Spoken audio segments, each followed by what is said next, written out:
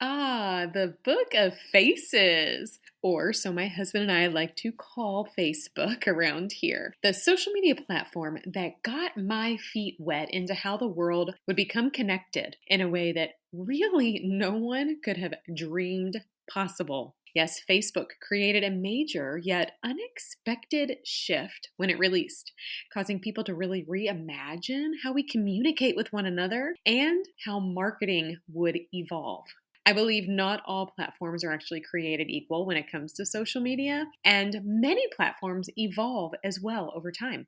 Facebook is one of them, my friends. Does it make sense for you to include it in your author platform suite of offerings? I don't know, maybe, possibly. But here's what I will tell you. I don't believe in movement without strategy, and that's especially true when we are talking about Facebook.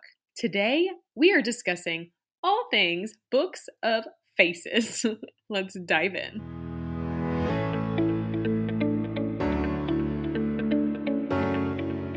Hey, I'm Stephanie Feger, and Empower is my middle name. Okay, well, not really, but I think it should be.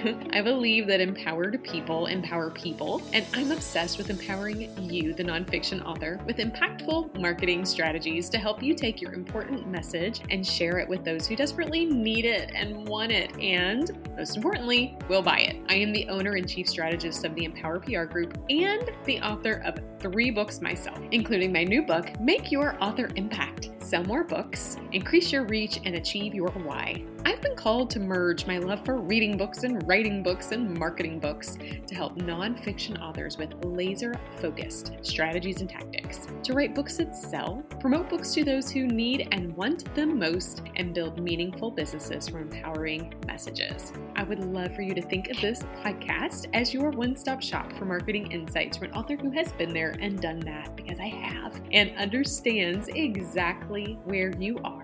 So get your pens ready, because I am ready to empower you. This is the Empowered Author Podcast.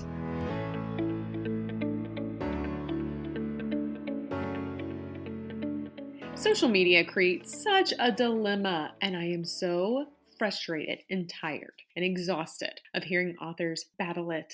I don't want you to battle that. I want you to battle other things, but it's not that one. So where should you be? How should you be present? How much time should you spend there? What should you talk about?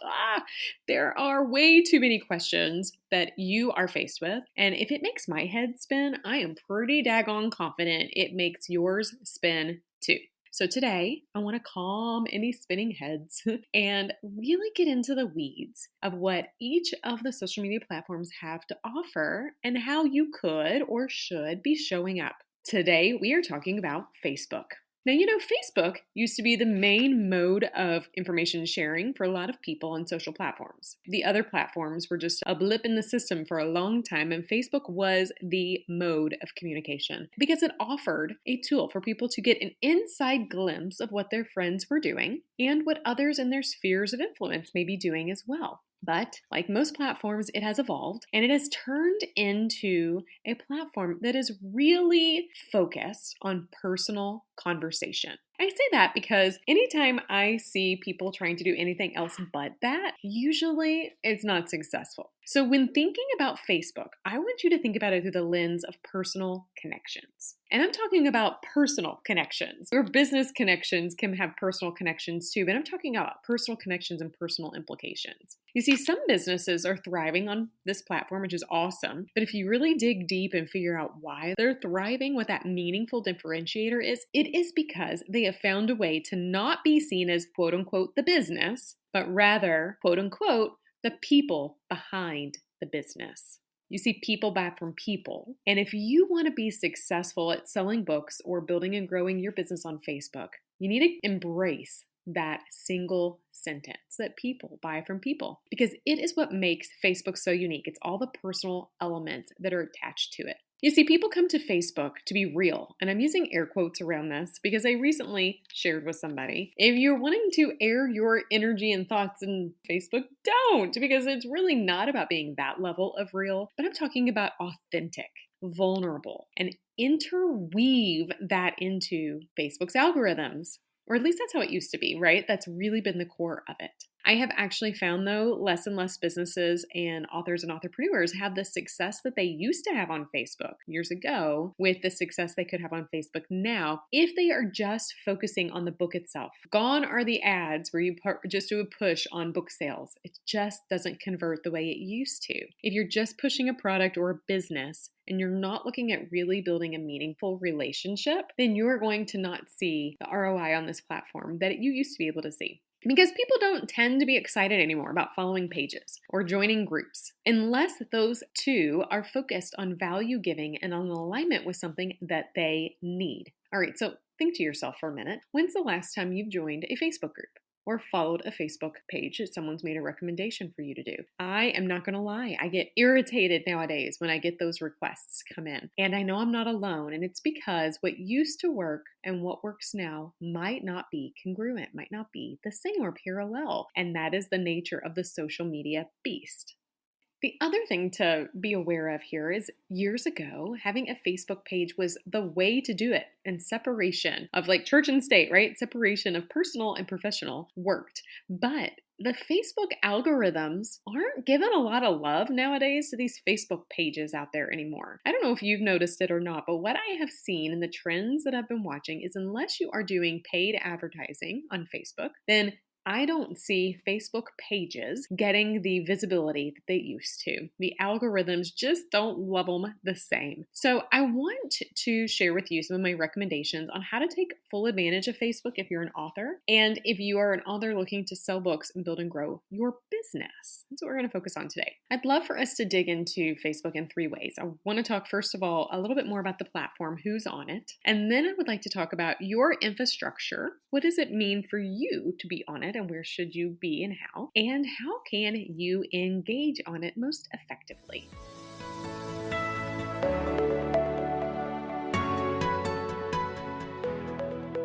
So who lives on Facebook?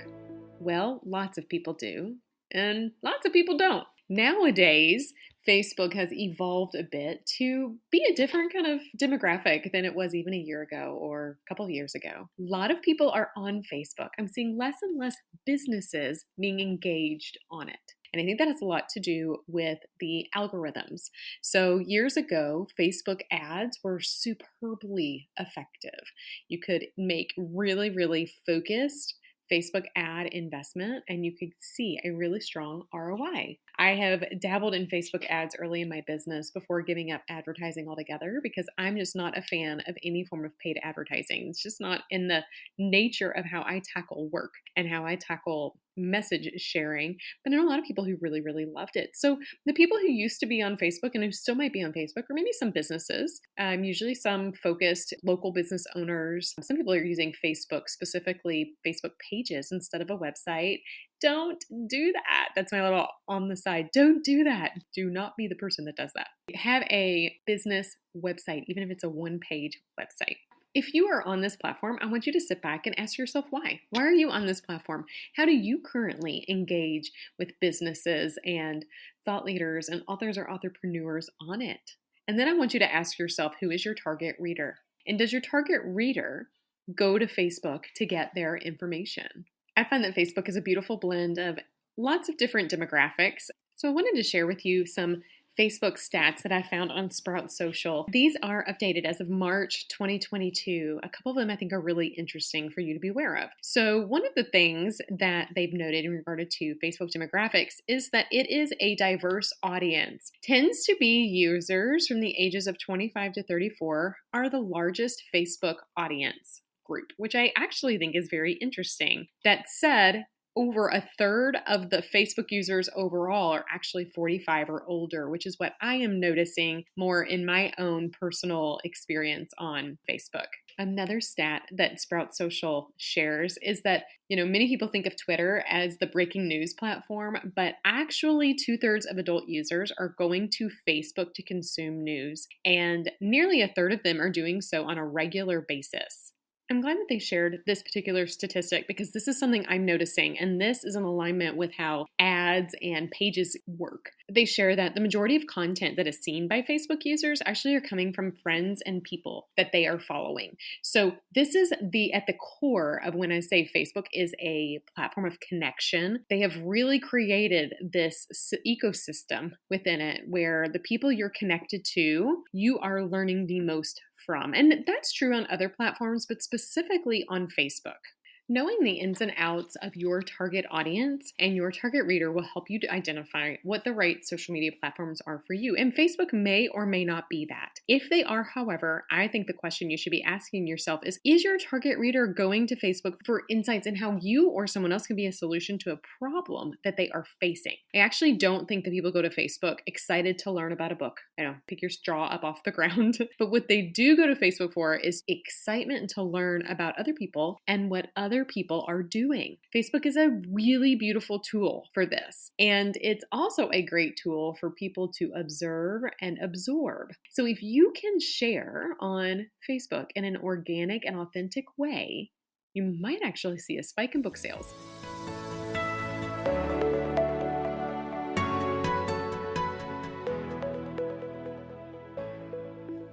To have a page or not have a page?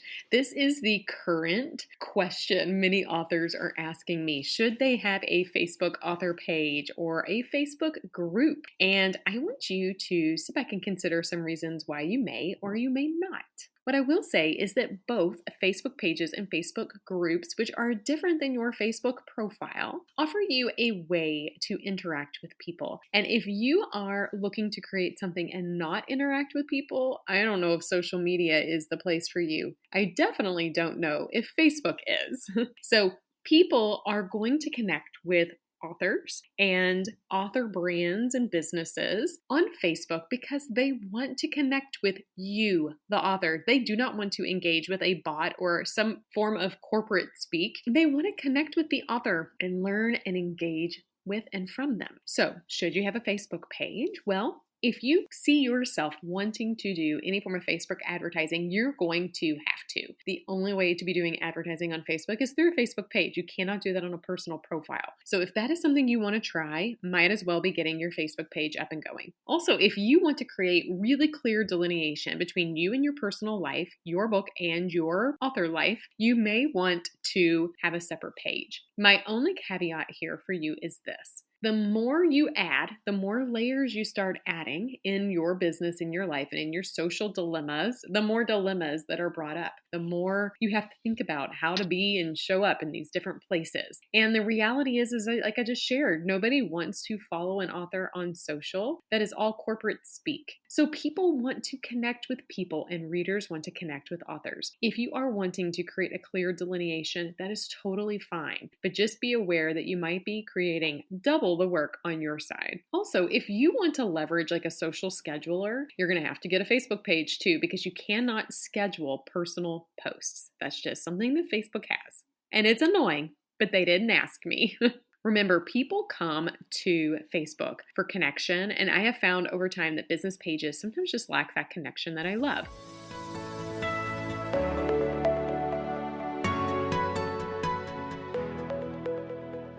I am not going to go too terribly deep on your business page, like an author page or a group, because I will be honest, I've actually sunsetted many of mine personally because I have found them to be extra work with a little return on investment. So I am going to share with you 3 tips for how to look at your personal profile and update and optimize your infrastructure. First things first, on Facebook, I love to, and any platform really, I love to look at opportunities for passive promotion, where you are not always having to be out there pushing your book. But if someone uncovers you're an author and they're interested in learning more, they can dig in. Now, your profile and your cover photo are 2 prime opportunities because every time you update it on Facebook, automatically everyone in your connections and friend list is aware of it. So if you update it on the regular and you include a comment or a description about the photo when you're updating it, you very well could be getting some visibility for your book. So definitely take advantage of it. This is a place that you want to change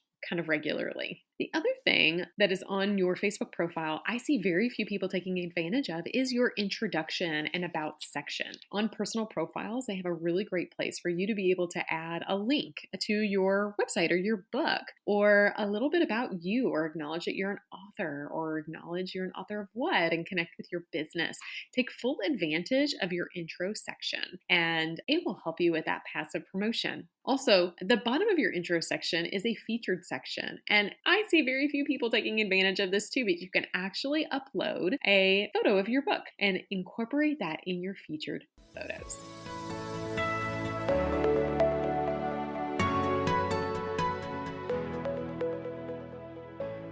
Engagement. This is the name of the game, especially on Facebook. So how do you do it best? If you are going to be on Facebook, and I don't care if it's a personal page, or personal profile, your business page, or anywhere in between, I want to share 3 opportunities for how to make the most out of your Facebook engagement. First is posting. Whether it is a live video, a recorded video, a photo, or a GIF, or just content, post. The name of the game here is consistency, and that will increase your visibility. As you create posts, I want you to think about things through the lens of you as the person, the human, the author, not the book. I want you to get behind that, and I want you to share parts of your journey that are vulnerable and authentic.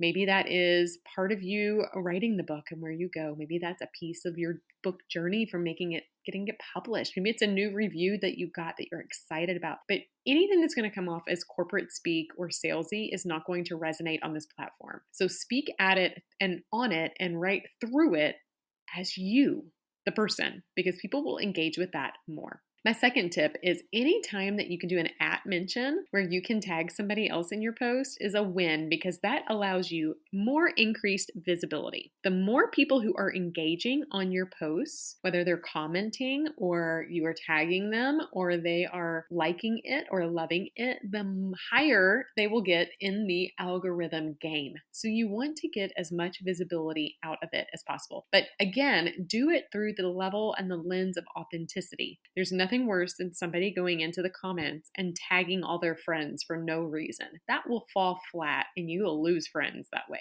So make sure your posts are honest and authentic and that you are tagging appropriate people where it makes sense. My final tip is around the groups section. Now, I have actually spent some time going through groups and pulling myself out of many groups. However, that's because no longer are those groups relevant in my life. So I want you to think about where can you join groups that are not just relevant to you, but relevant to your target readers as well. Now, when you join these groups, I don't want you to do it through the lens of book selling. Book selling will work, especially if you have your infrastructure updated. I want you to do it through the lens of value sharing. Anytime that you're feeling like you have to sell your book, you probably shouldn't sell your book. If you're out there sharing information and people fall in love with you, then the books will sell. Same thing with groups. Go, join these groups that have impact to your target readers and be visible. Engage, but don't do it through the lens of selling. Listening is what is most pivotal within these groups, and engaging in meaningful ways will create lasting relationships and connections.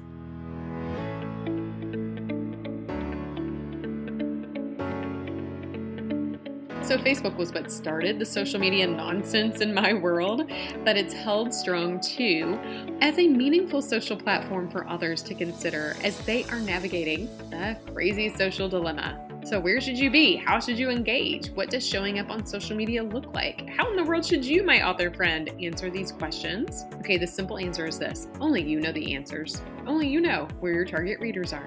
This season of the Empowered Author Podcast is really meant to help you uncover where you should be and how you should be engaging. And while Facebook is a part of my platform efforts, I will share with you, it is not the platform I use to build my efforts around. I'm on Facebook, I share on it, I show up and I engage, but I'm methodical and I'm purposeful. And the name of the game is consistency. We've created a handy tool to help you out this season as you're navigating the unknowns of social media media. If you visit empowerprgroup.com/social media, you can download the author's guide to the social dilemma, where you will be able to follow along, take notes, and uncover how you can tackle social best. Also, you're not alone. We are here to help. And in fact, social media is kind of a specialty of ours here. We love offering digital presence audits, as well as helping authors update their social media infrastructure, create content pillars and a social plan, and even develop template graphics and content accordingly. If you could use that help, reach out. Visit empowerprgroup.com/social media to learn